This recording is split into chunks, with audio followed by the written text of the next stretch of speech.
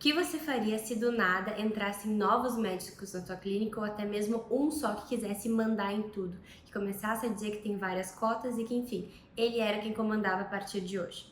O que você ia fazer? Esse exemplo pode ser um pouco esdrúxulo, mas pode acontecer dependendo de como é feito o teu contrato social.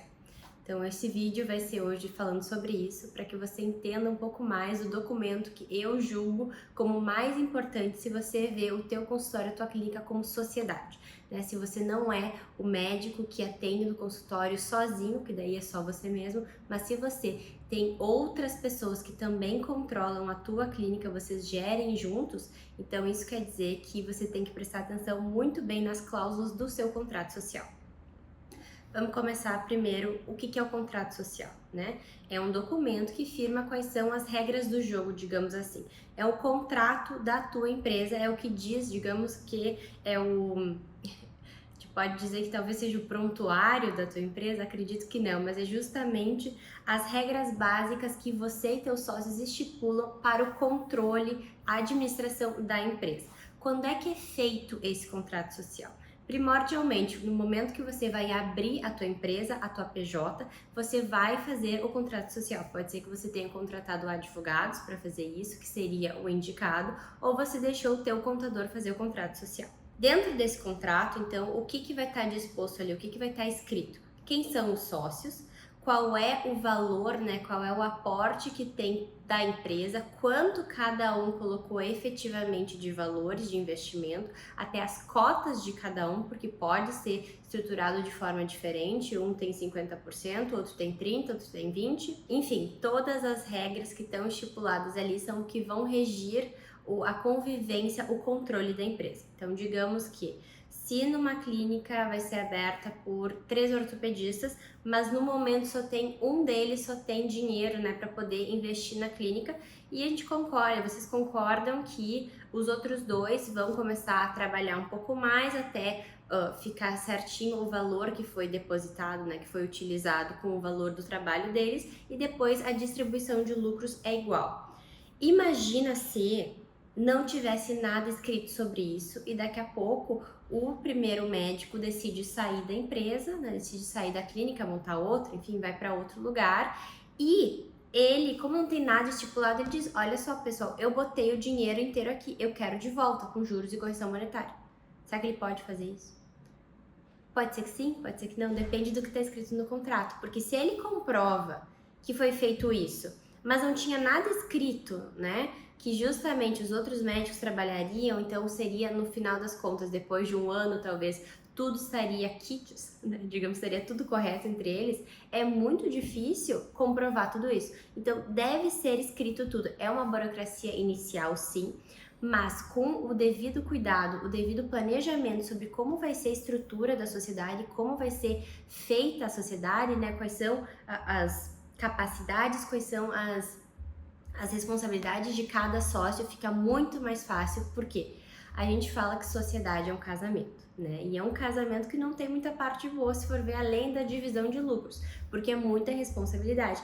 E na hora de terminar essa sociedade, existem muitos problemas, podem acontecer vários inconvenientes, então é muito melhor a gente estar resguardado, exceto que se acontece tal coisinha, vai ser solucionado dessa forma. Se aconteceu outra coisa, vai ser solucionado dessa forma, justamente para que não cause um inconveniente, uma confusão, né, entre os sócios, caso vão acontecendo situações que sejam mais chatas e justamente tem que ser ajustado, né? Tem que ser decidido de certa forma justamente para superar esse problema que está acontecendo no momento. Tá, então vamos agora falar sobre algumas cláusulas que são importantes ter no teu contrato, justamente para que, se você já tem o teu contrato social, você possa analisar. Se você não tem ele em mãos, você pode pedir para o teu contador que ele tenha o contrato, é muito fácil. Geralmente, os contratos feitos pelos contadores são menores, são com cláusulas mais gerais, são copia e cola ali que praticamente todas as empresas têm. E isso você tem que se atentar muito, porque o teu consultório, a tua clínica não é igual a de qualquer outra pessoa, qualquer outro cliente desse contador. Então cuide, justamente porque quem faz contrato são os advogados, e você ter um advogado especialista que entenda do teu negócio, entenda de empresarial e da área médica, vai com certeza te ajudar e vai ser no futuro, quando acontecer alguma coisa, ser muito mais fácil de ter todas as soluções já prontas ali estabelecidas no contrato. Então vamos lá. Além de ter todos os sócios, uma das partes mais importantes é justamente a distribuição do lucro, né? Porque a gente vai definir qual vai ser o prolabore dos sócios ou de cada cota.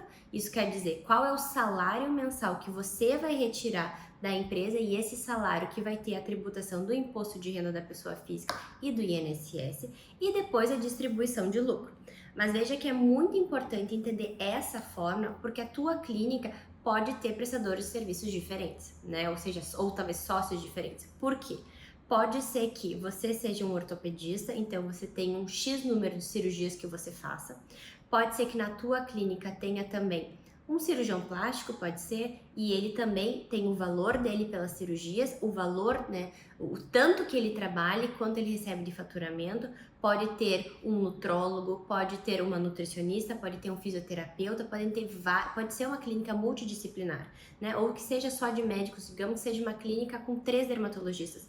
Cada um recebe de uma forma, pode ser que a consulta de um seja mais cara que a outra, pode ser que um trabalhe mais horas que as outras. Então, o faturamento não é igual. E aí que a gente tem que entender como é que a gente vai fazer essa distribuição. É pelo que cada um trabalhou, ou digamos que você tenha sócios que são minoritários, eles tenham que pagar um percentual do que eles recebem para a clínica, né?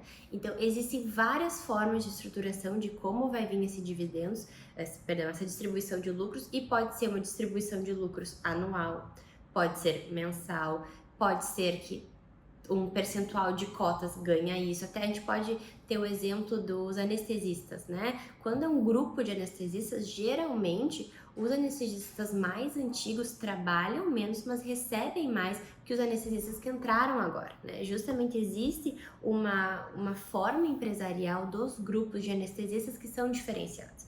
Então, justamente, será que se você entrou para esse grupo, tá tudo escrito? Digamos que você é um recém-formado, né? Um anestesista que acabou de sair da residência e foi convidado para entrar num grupo de anestesistas.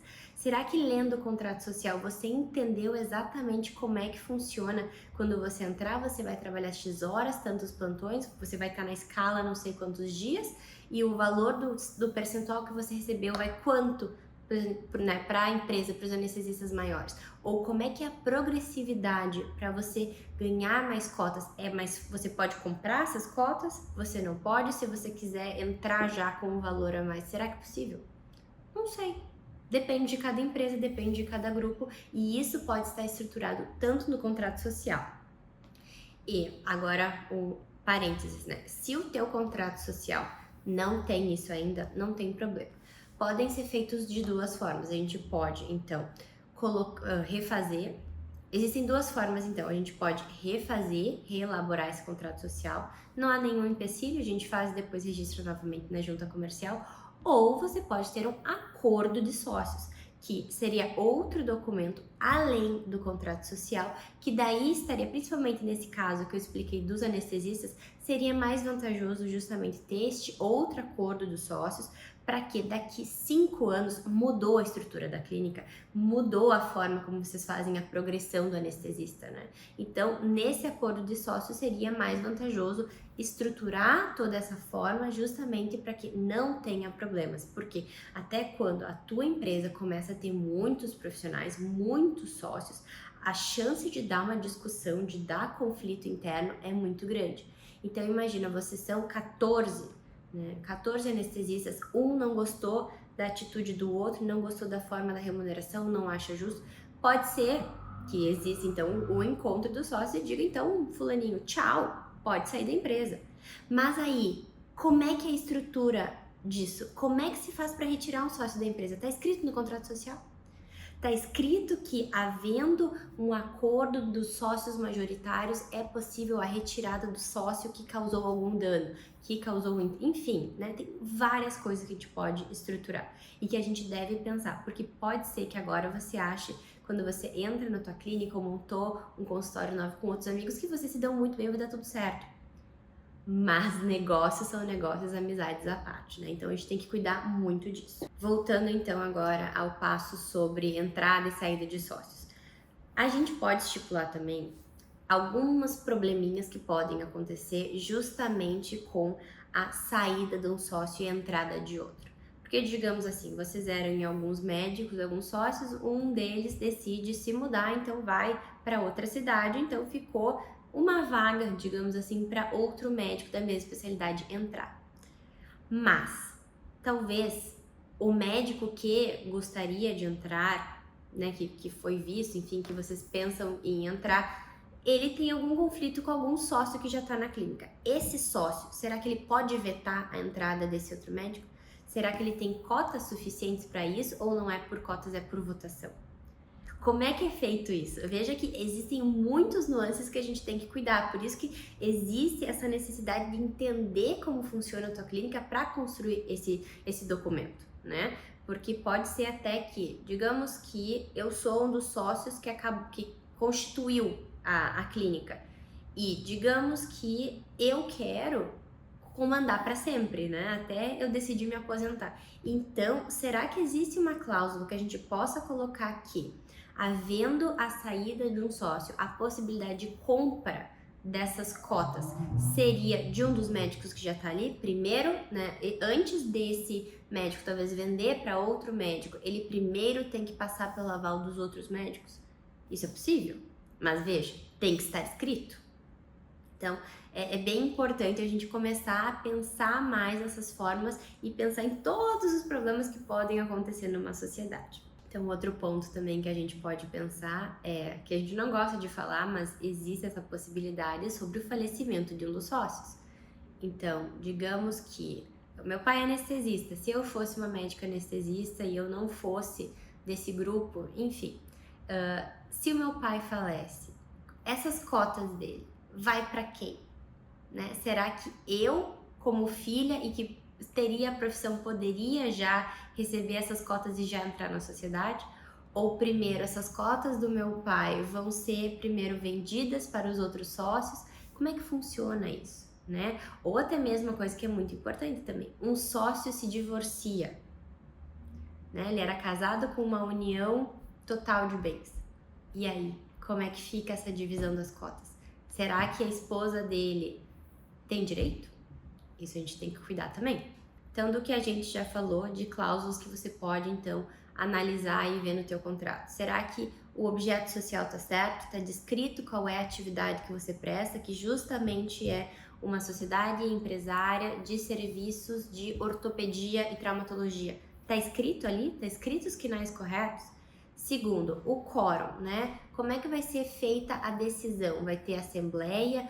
Como é que vai ser feita a decisão majoritária? Como é que funcionam as decisões internas da clínica? Sobre as cotas, né? Quanto cada um tem de cotas? Como funciona a compra e venda, entrada e saída dos sócios, o planejamento sucessório, se existe uma cláusula de não concorrência, porque veja só, você pode ter um grupo de neurologistas, né? E um decide sair e abrir sozinho. Será que a gente pode fazer com que ele não possa atuar por um tempo? Eu sei que existe isso na parte mais empresarial, ok, mas no mundo médico, será que a gente também pode aplicar isso?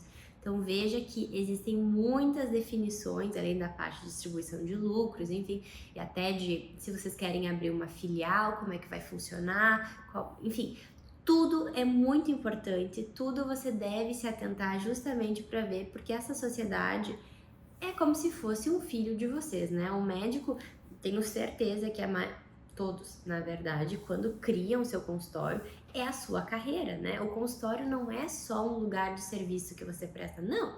É toda a tua carreira tá nesse consultório. Você quer que dê certo, você quer que a sua clínica expanda, que vocês possam crescer, né? Então tem que ter muito cuidado, todo o zelo que tu tem, talvez, de cuidar com o teu paciente, da tua sala ser limpa. Você deve proteger tudo isso que você construiu, né? Então o contrato social pode te ajudar de formas maravilhosas. Então agora eu te convido para pedir pro teu contador teu contrato social, se você não tem, dá uma lida, vê se tá tudo certo. Se você acha que não tá nada correto, eu posso te ajudar, justamente o meu escritório é formado para atender toda a prática médica. Meu nome é Rafaela Daza Posser, né? Eu sou advogada, sou especialista em direito médico e tributário. A gente faz toda a gestão empresarial e tributária da tua clínica justamente para que você se sinta seguro e tenha paz justamente para só cuidar da tua atividade, do teu atendimento com teus pacientes. Então, se você está criando sua clínica, a gente pode te ajudar também. Quer alterar a CNAES, quer alterar o contrato social, ou justamente, já que você tem o seu contrato social, vamos fazer um acordo de sócios para ajustar tudo o que não foi dito ainda, o que não foi estipulado ainda. Se você tem alguma dúvida, pode entrar em contato ou comenta aqui nos comentários. Até a próxima!